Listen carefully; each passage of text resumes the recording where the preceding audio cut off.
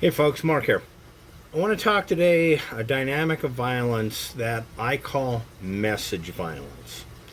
Now, this is a broad spectrum or a broad umbrella, and that has a spectrum of violence within it. Roy Miller coined the term educational beatdown, or actually somebody else did, but he was talking to Rory at the time.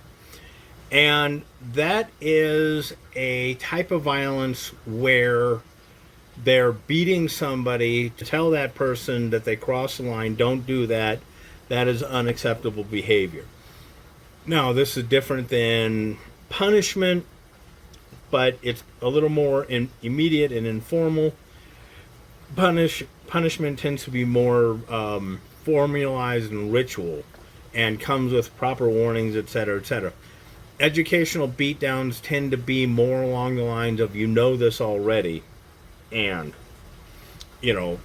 you broke the rules anyway, so you're getting an educational beatdown. Now, message violence is slightly different because it can go so far as the person dies and they don't learn anything from it, but it tends to not be oriented at the person who did it, but everyone else around.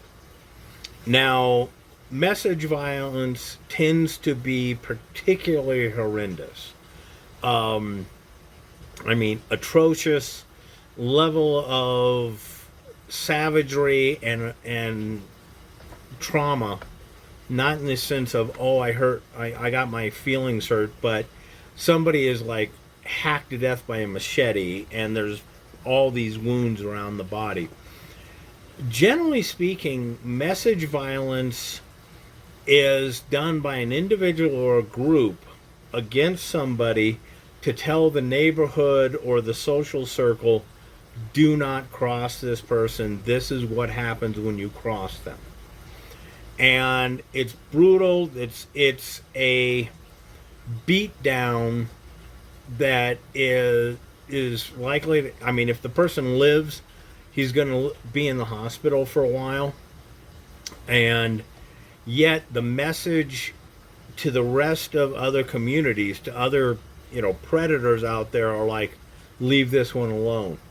When I was a young lad, I was at a party, and it was an open party that anybody could come, but it was run by a Japanese girl, and because our home team had won something to the other, and she had taken all the stuff that was stealable, put it into into a locked room, and put a sign, "Don't come in." Well, this guy broke into the room, filled his pants, his fatigues with stuff, and as he was coming out, she saw him, says, "What are you doing?"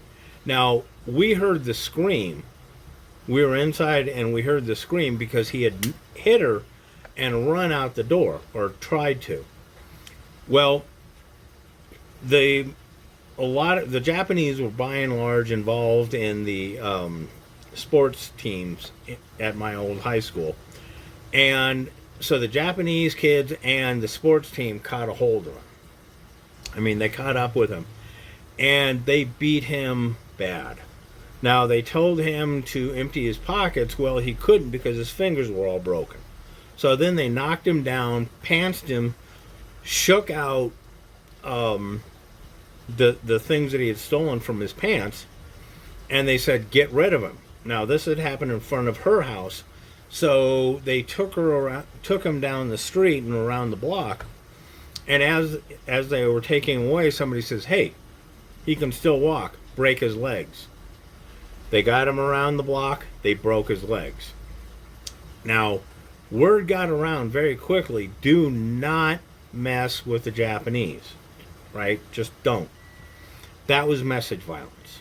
That's an example of the kind of degree and levels that if you cross certain groups, you will face. And they will make an example out of you. So, important safety tip, don't cross certain groups.